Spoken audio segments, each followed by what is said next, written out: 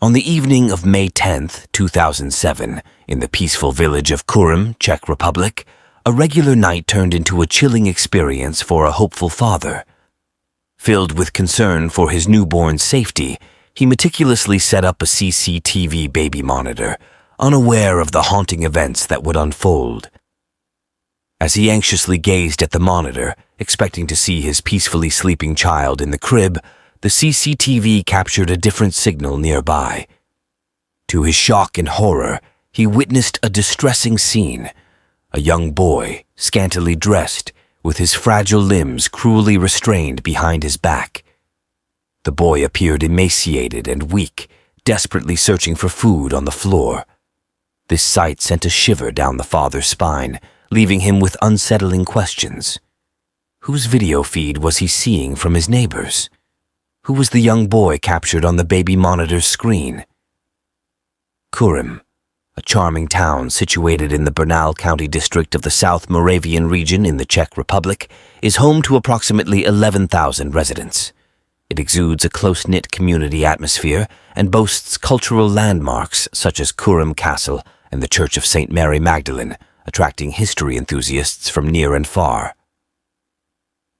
In 2005, two sisters resided in the small town of Kurim, Czech Republic.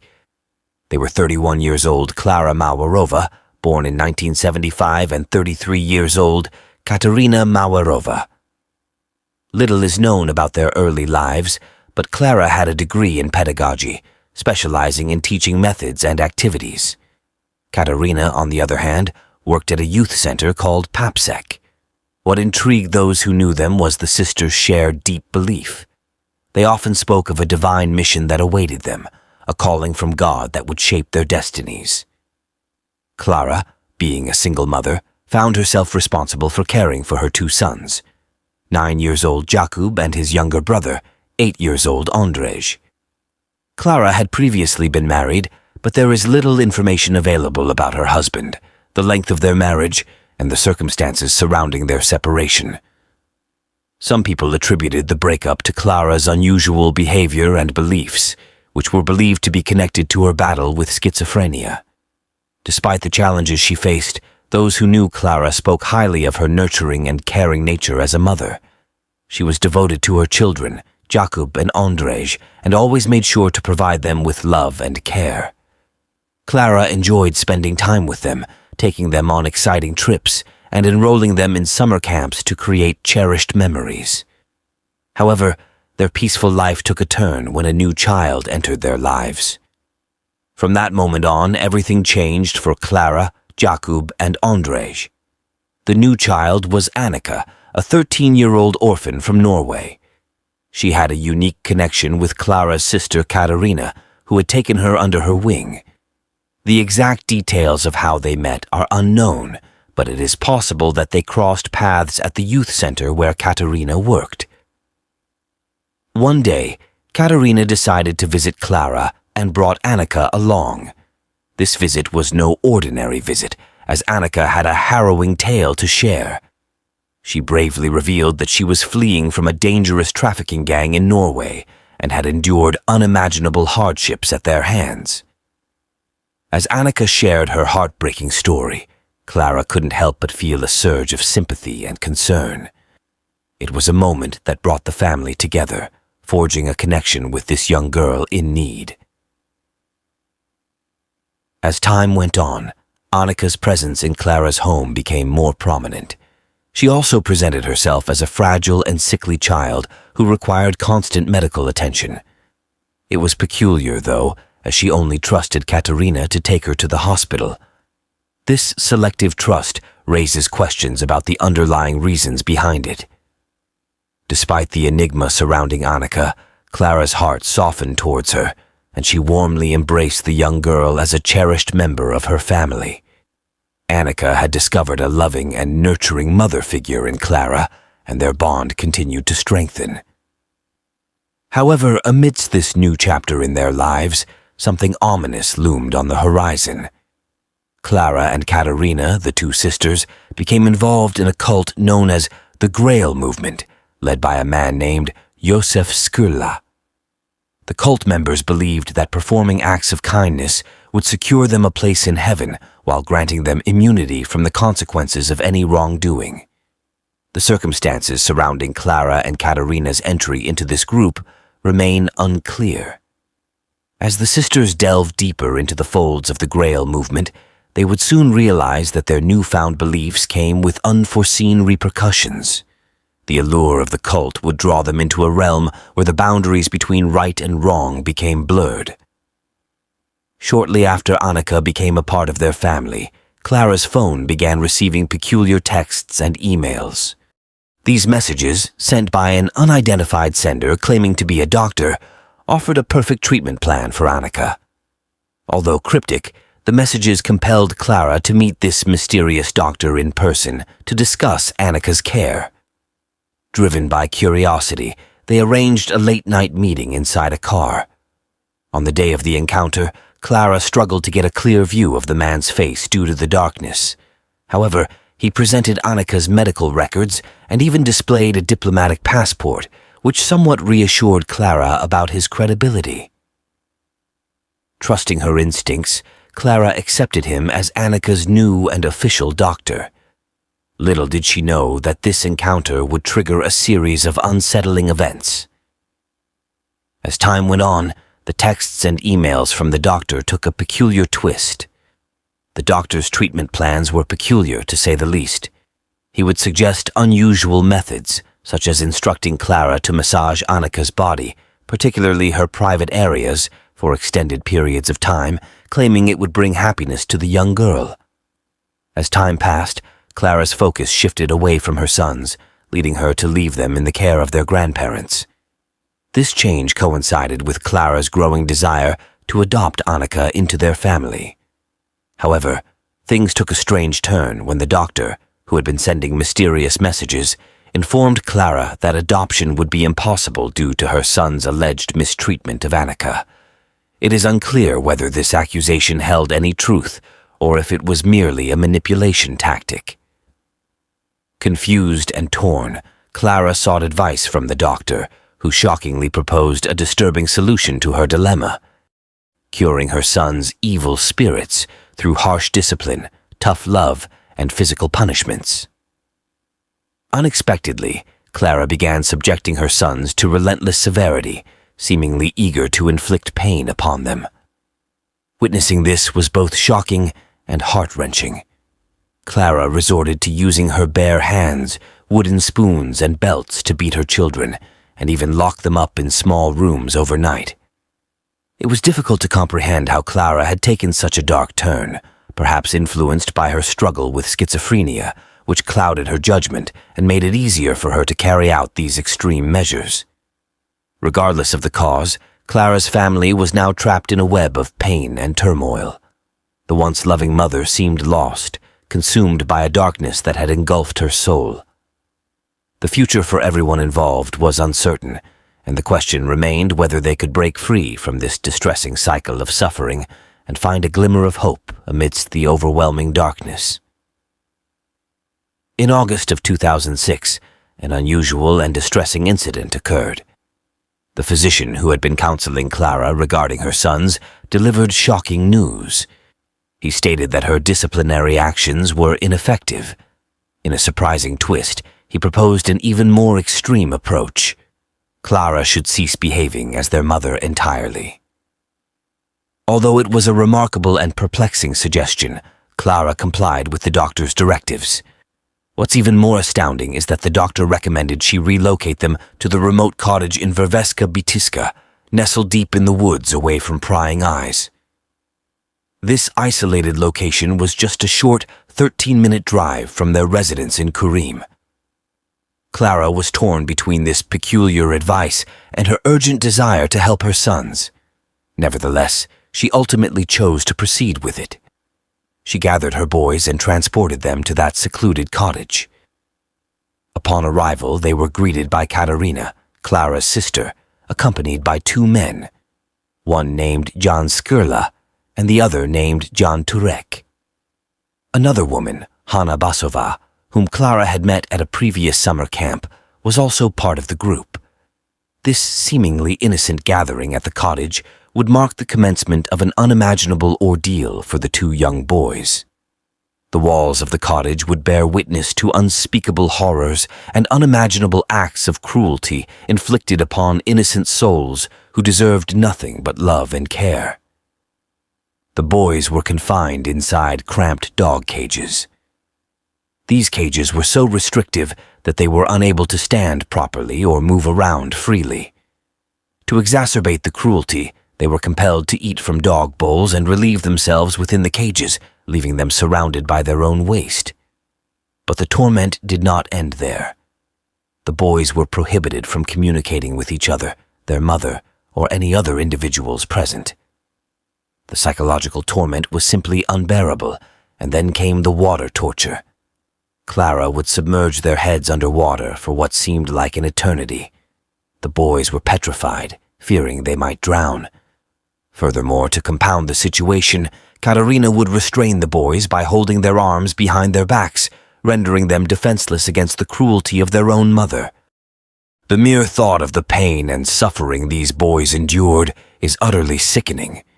They were subjected to unimaginable ordeals, scratched with forks, and forced to engage in brutal fights with each other while being tied up like animals. It wasn't only Clara and Katerina who inflicted this abuse upon the boys. Others also joined in. They would even go as far as tying bags around the boys' heads, depriving them of air and intensifying their torment. However, the horrors did not cease there. At one point, they resorted to cutting flesh from Andre's buttocks and cruelly burning the wound with cigarettes. Astonishingly, they even forced him to consume his own flesh. The others also partook in consuming the raw human flesh. The sheer depravity of it all is indescribable. They did not stop at a single act of savagery. They continued to extract skin from other parts of the boys' bodies, compelling them to consume their own flesh. And if that wasn't enough, they even forced them to consume their own vomit. The agonizing screams of the boys must have been unbearable, prompting the abusers to tape their mouths shut in order to silence them. In the subsequent month, September of 2006, Clara made the decision to once again pursue the adoption of Annika, and this time her efforts proved successful. Consequently, Clara made the shocking choice to hand over her own sons to Katerina. She believed that focusing solely on caring for Annika, who she believed required extra attention, would be better. As a result, the boys relocated to live with their aunt. However, in January 2007, the situation took a dark and terrifying turn. The boys and Katerina returned to live with Clara, and that is when the nightmare resumed. This time, the abuse they endured was even more severe. Clara imprisoned them in a cement cellar as if they were prisoners in their own home. It was as if the horrors from the cottage had followed them, haunting their every step. To compound the distressing situation, Clara went as far as installing a TV baby monitor in the cellar, allowing her to witness and derive pleasure from the suffering of her own sons while comfortably situated in her kitchen. Meanwhile, Annika resided in a completely contrasting world, her own brightly illuminated bedroom filled with toys. It was as if she inhabited a separate reality, completely unaware of the torment her brothers were enduring.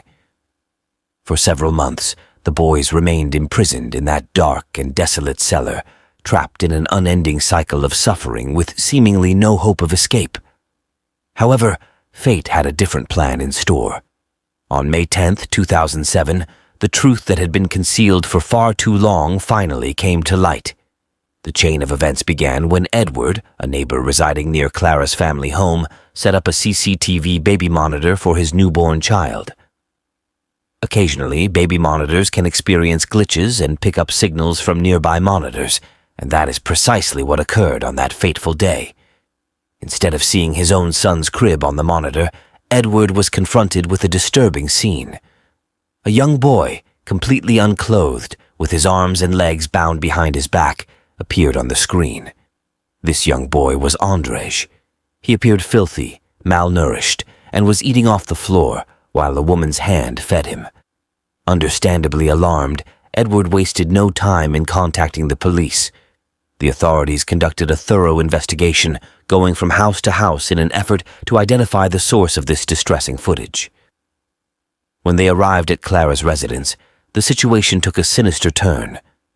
Clara and Katerina adamantly refused to unlock a door within their home, raising serious concerns. Consequently, the fire department intervened, forcibly breaking down the door. What they discovered inside was nothing short of a nightmare. The two boys were found battered and malnourished, imprisoned like captives in a cement cellar. Clara and Katerina were promptly apprehended for their abhorrent actions. Subsequently, the two boys, along with Annika, were relocated to a children's home. However, a few days later, Annika mysteriously vanished from the children's home. As the investigation progressed, the authorities made a shocking discovery that completely altered the course of the case. Annika, the presumed 13-year-old girl, was not who she appeared to be. In a surprising turn of events, it was revealed that Annika was actually a 33-year-old woman named Barbora Skirlova. Barbora had managed to deceive everyone by taking advantage of her hypopituitarism, a condition that made her look much younger and smaller than her actual age. This clever tactic allowed her to assume the identity of a vulnerable teenager and infiltrate Clara's family. Barbora's deception introduced a new level of complexity to the unfolding narrative, prompting questions about her true motives and the rationale behind her integration into Clara's family. The truth turned out to be more intricate than anyone had imagined, and the authorities now faced the challenge of unraveling the intricate web of lies surrounding this enigmatic woman. For 8 months, her whereabouts remained unknown, leaving everyone to speculate about her fate. Then, unexpectedly, she reappeared in Tromsø, Norway. As her journey was pieced together, it was discovered that she had traveled to Denmark after fleeing the children's home, before eventually making her way to Oslo, Norway. In order to enter Norway without detection, she utilized the passport of a 13-year-old boy named Adam Fauna, which had been provided by the boy's parents. In a remarkable act of deception, Adam's parents went to great lengths to convince authorities that Barbora was their son. To further solidify the illusion, Adam's father, Martin Fauna, even accompanied Barbora to Norway. Upon arriving in Norway, she assumed the identity of Adam, going to extreme lengths such as shaving her head and concealing her true identity to deceive teachers, police, and child care workers who were unaware of her actual age. With her new persona, she managed to enroll in a school. However, it wasn't long before she repeated history and disappeared once more. She sought sanctuary in a Norwegian children's home. Subsequently, on December 16, 2007, she mysteriously disappeared from the facility. She was eventually located on January 5, 2008, and her real identity was uncovered. This revelation led the authorities to uncover the shocking truth about the woman who had been posing as a young boy. She was subsequently deported back to the Czech Republic to face charges related to her fraudulent identity and to stand trial for her involvement in the mistreatment of the innocent children of the family she had deceitfully infiltrated. Furthermore, the man who assisted her, Martin Fauna, faced his own consequences. He was apprehended and faced charges in Norway for providing false testimony in support of her deceptive actions. During the trial in June 2008, Barbora claimed that her behavior was motivated by a desire to escape her own troubled life. However, she denied any involvement in the abuse of André and Jakub. She also claimed to be a victim of Clara and Katarina's violence. Despite her assertions, her defense was met with doubt, and few believed her version of events. Clara tearfully admitted to torturing her sons during the court proceedings. She alleged that she had been under the influence of a mysterious individual known only as the Doctor. Clara detailed how this doctor had manipulated her through text messages, directing her on the abuse and torture she could inflict on her children. However, the police later uncovered a shocking revelation. There was no doctor at all. The phone number associated with the man actually belonged to Katarina, Clara's own sister. It became evident that Katarina had played a manipulative role in this dark saga. Evidence indicated that Katerina had been aware of Barbora's true identity long before introducing her to the family as the supposed 13-year-old Annika. Instead of disclosing the truth to her sister, she deliberately kept the secret concealed, fully aware of how easily Clara could be influenced. The consequences of a sinister plan were far-reaching, causing innocent children to suffer at the hands of those they should have trusted. The courtroom was left grappling with shocking revelations as they tried to understand the motives behind these distressing actions. Brace yourself for the strangest twist in this already perplexing tale. It was revealed that Josef Skurla, the leader of the Grail movement cult, was actually Barbora's biological father. As the pieces fell into place, it became clear that Josef had played a significant role in the events that unfolded. He was the one who provided the document shown to Clara on that fateful night in the car. But that wasn't all. Jan Skurla, one of the men Clara encountered at the cottage where her sons endured unimaginable torture, turned out to be Barbora's brother. These shocking revelations only added to the chaos and messiness of the affair. Whether Josef was found or not remains a mystery, but justice was served for the others involved. Clara was sentenced to 9 years in prison, while Katerina received a 10-year sentence. The remaining individuals connected to the cottage ordeal received sentences ranging from 5 to 7 years. Barbora, who also played a pivotal role in the disturbing events, was sentenced to 5 years behind bars. However, she was released after serving half of her sentence due to her lawyer's successful argument about her deteriorating psychological well-being during her time in prison. Following her release, Barbora was placed on 5 years of probation by the judge. The fate of the two boys, Jakub and Andrzej, remains unclear, but there are rumors that they were eventually adopted by an American family.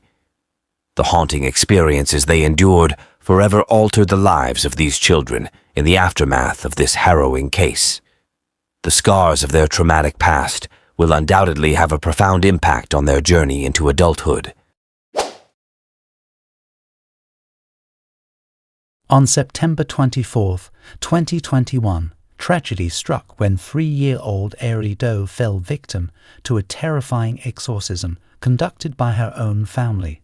The distressing cries and screams of the young child echoed within the walls of Iglesia Apostoles y Profetas, a small Pentecostal church in San Jose, California. Unfortunately, Airly took her last breath during this harrowing exorcism attempt, orchestrated by her mother, Claudia Hernandez Santos, uncle Reen Aaron Hernandez Santos, and grandfather Reen Trigueros Hernandez. As prosecutors delve into this heart-wrenching case, they uncover the horrifying details of a fatal church exorcism that has deeply shaken the community.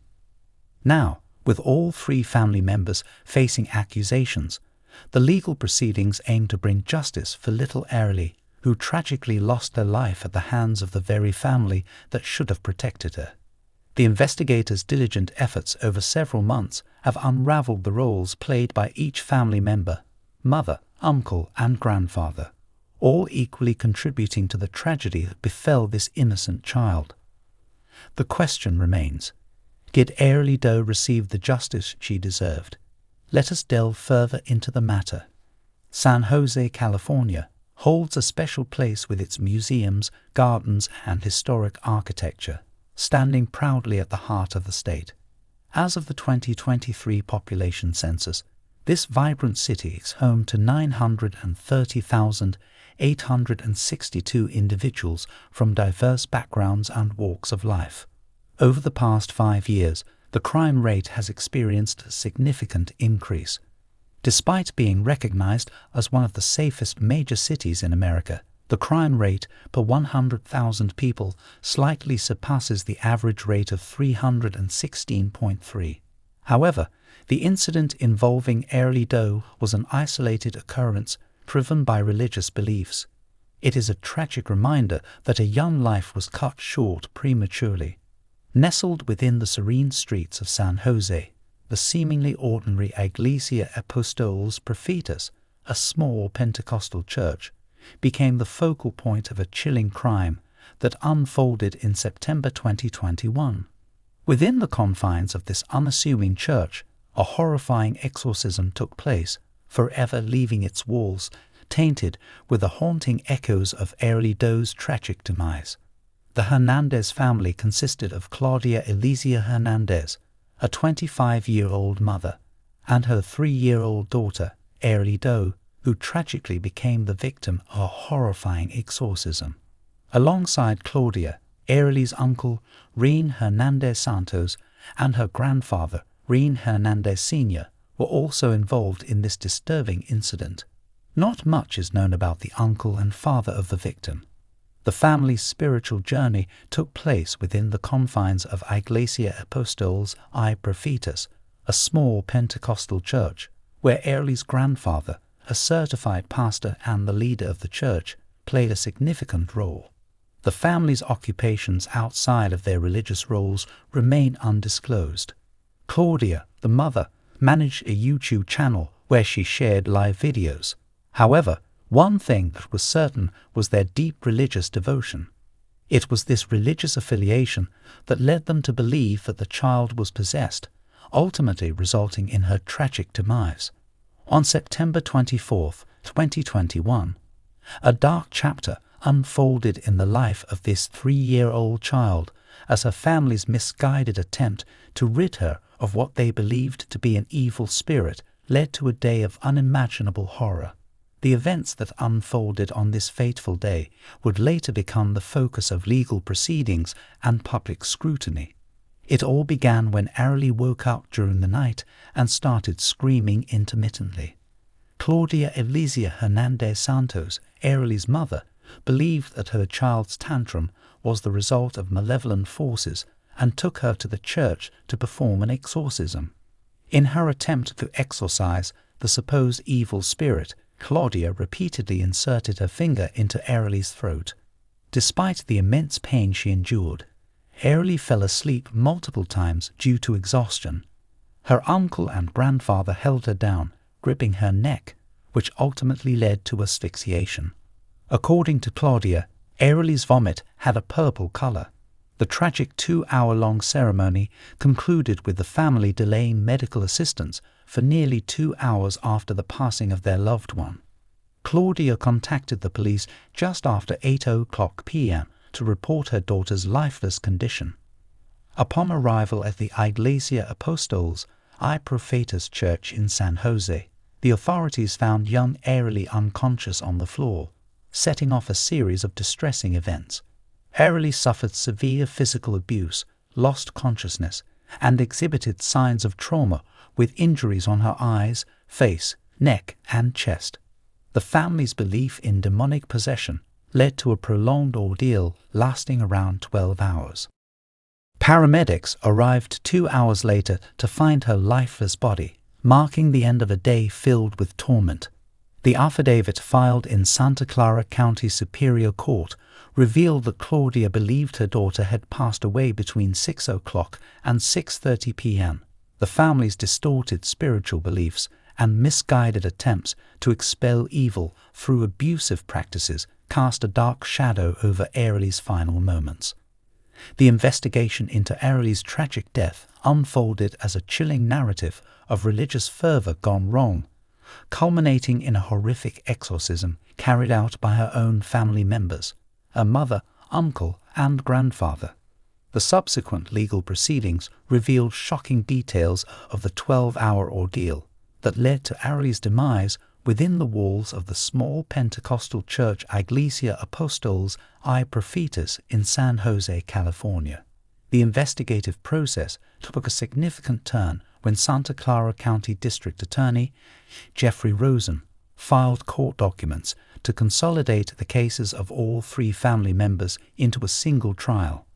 The reason for this request was based on the argument that each defendant had a reprehensible role in the violence inflicted upon Airlie, which made it difficult to determine individual responsibility for specific injuries.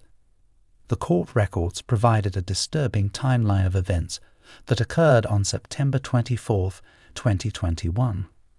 Claudia Hernandez Santos, Airlie's 25-year-old mother, initiated the tragic series of events by contacting the police to report her daughter's lifeless condition. When authorities arrived at the Pentecostal church, they found Airlie unconscious on the floor, later confirming it as a homicide caused by suffocation and smothering. The investigation uncovered horrifying details of the family's collective actions during the 12-hour exorcism attempt.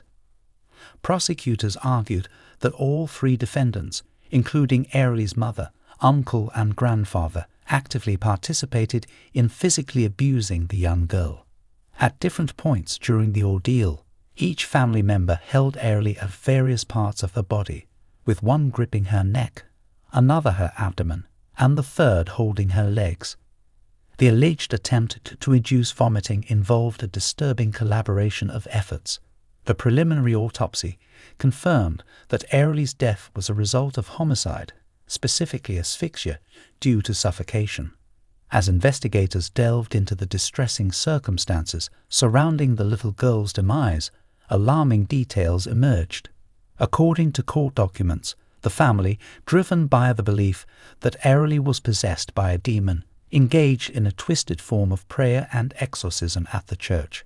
Airlie's mother, in an effort to rid her daughter of the perceived evil spirit, resorted to distressing methods such as attempting to induce vomiting by inserting her fingers down Airlie's throat and squeezing her neck. These actions escalated throughout the day. The investigation revealed a disturbing lack of care for Airlie's basic needs leading up to her death. The victim's last meal was on Thursday, September 23rd, at approximately 9:00 p.m., according to the affidavit. Shockingly, she was only given about 6 ounces of water from Thursday until the time of her death.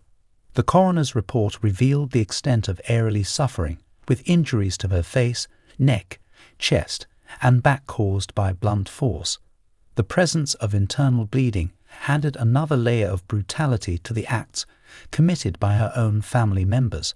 As the investigation progressed, the family members were charged with child abuse, including assault on a child resulting in death. These legal proceedings shed light on the distorted beliefs that motivated the family's actions, rooted in the misguided belief that Airlie was possessed by a demon and that a religious ritual could expel this perceived evil. The court documents examined the individual statements made by each defendant during police interviews. Airlie's grandfather, who claimed to be the pastor of Iglesia Apostols y Profetas, provided inconsistent accounts of the events leading to the young girl's death. His changing narratives raised suspicions about the accuracy of his statements and suggested potential inconsistencies or attempts to hide the truth. Similarly, Airlie's uncle, Rein Aaron Hernandez Santos, significantly changed his initial account during subsequent interviews with the police, indicating a lack of transparency and prompting further investigation into the circumstances surrounding the exorcism. If convicted, Claudia Alicia Hernandez could face an exceptionally severe sentence of 25 years to life in prison. The investigation took place amidst a troubling trend of increased demand for exorcisms driven by factors such as poverty, anxiety, and a lack of trust in conventional institutions. The tragic case of Airlie Doe serves as a stark reminder of the inherent dangers that arise when religious fervor and unchecked beliefs intersect. As the legal proceedings unfolded, the need for a consolidated trial highlighted the complexity of assigning individual responsibility in a crime committed collaboratively.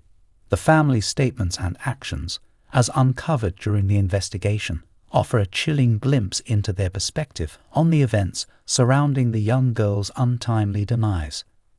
The family's narrative begins with Airlie's mother, Claudia Hernandez Santos, expressing her belief that her daughter was possessed by an evil spirit. According to the statements provided to the police, Airlie would often wake up at night crying or screaming, which solidified the family's conviction that she was under the influence of a demonic force. In response to these deceived manifestations, Claudia attempted what she described as an exorcism to rid Airlie of the alleged evil spirit. Claudia's involvement in the exorcism took a disturbing turn as she matter-of-factly detailed the methods she employed. First responders who arrived at the scene noticed bruising around the child's eyes, neck, and chest.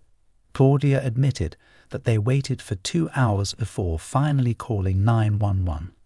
Subsequent interviews with investigators shed light on Claudia's evolving beliefs regarding Arley's possession. Claudia and her uncle reportedly prayed for Arley while inside a bedroom. The situation escalated the following morning when Claudia and her uncle drove Arley to the Iglesia Apostoles y Profetas, a small Pentecostal church. The family still held the belief that Arley was under demonic control. They believed she had passed away between 6 o'clock and 6:30 p.m., approximately 12 hours after arriving at the church. According to Arley's father, they felt compelled to perform a ceremony to free her from the clutches of evil spirits. The specifics of the exorcism were not disclosed. However, it was mentioned that Arley was asleep upon arrival at the church. The individual also emphasized, "If you refer to the Bible, you will see that Jesus expelled demons and restored the health of the sick." As reported by the newspaper, "It is not my decision to act. It is when God, in His will, chooses to heal the individual. The preacher is merely an instrument of God. Our actions are guided by God's will." Following Arley's passing, Claudia initiated a GoFundMe campaign to gather funds for burial costs. The family's strong religious beliefs were evident in Claudia's Instagram bio, which featured a reference to Isaiah 55:8-11, a Bible verse about finding strength in challenging times. Arley's mother contributed to the investigation through YouTube videos she shared, offering her perspective on her daughter's death. In these videos, Claudia did not accept responsibility for the alleged exorcism or her daughter's demise. Instead, she attributed Arley's passing to a divine intervention, stating that God had taken her and expressing relief that her daughter would not have to face the difficulties of the world. In an unexpected development, a YouTube video emerged in January, 4 months after Arley's death, featuring Claudia Hernandez discussing her daughter's passing. The 40-minute video, titled with Arley's full name, provides a chilling glimpse into Hernandez's demeanor as she addresses the circumstances surrounding the tragedy. Hernandez's statements in the video aim to offer her perspective on the situation, highlighting that only those present truly comprehend what unfolded. She acknowledges the negative perceptions surrounding her and her daughter's death, but stresses her inability to alter the past. Hernandez expresses gratitude that her daughter is no longer enduring the challenges of an increasingly difficult and deteriorating world. In fact, the video serves as a poignant exploration of Hernandez's emotions, delving into the anguish of losing a child while also showcasing moments of apparent attachment. She reflects on the joy of motherhood, acknowledging the sadness, tears, and longing she feels for her daughter. The video's portrayal of a complex emotional landscape adds another layer of intricacy to an already deeply tragic narrative. Just 6 days after the YouTube video was uploaded, prosecutors formally charged Hernandez. The gravity of these charges, combined with the perceived disparity between Hernandez's demeanor in the video and the alleged actions leading to Arley's death, highlights the complexity of the case. The family's association with Iglesia Apostoles y Profetas took a darker turn when the church was linked to another incident, an alleged kidnapping involving individuals associated with the church. Professor Alison Cavey, an expert in the history of magic, science, and religion, provided valuable insights into the broader context of exorcisms. She emphasized the growing prevalence of exorcisms in both the United States and Latin America over the past 5 to 7 years. Cavey pointed out challenges arising from the Catholic Church's lack of preparedness in training priests to perform exorcisms, resulting in a demand that surpasses the number of qualified individuals available. She also identified societal factors such as poverty, anxiety, and the lack of trust in traditional educational institutions as driving forces behind the demand for exorcisms. Cavey stressed that when people opt for supernatural explanations like demonic possession, it often stems from dissatisfaction with natural explanations, providing solace without the burden of blame or responsibility. In the case of Airlie's family, the tragic events unfolded amidst their desperate attempt to solve a problem they may not have fully comprehended, attributing it to supernatural forces. It is disconcerting how the family displayed no sense of guilt or sorrow even after the loss of Airlie. Claudia's arrest was preceded by a YouTube video that provided a glimpse into her emotional journey, from the joy of pregnancy to the profound sorrow of losing her daughter. Her sentiments reflected the challenges of accepting the loss of a child to illness, leading some to seek solace in supernatural explanations. The legal proceedings that followed revealed that Claudia Alicia Hernandez Santos was charged with felony assault on a child, resulting in death due to great bodily injury. Her arrest on January 31, 2022, shed light on the gravity of the crimes committed during the tragic exorcism. This horrific incident not only claimed the life of a young child, but also exposed the dangerous consequences of misguided beliefs and heinous actions.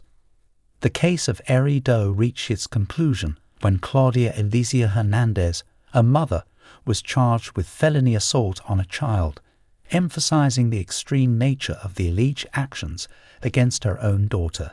The decision to deny bail was made to ensure public safety, considering the perceived risk of flight.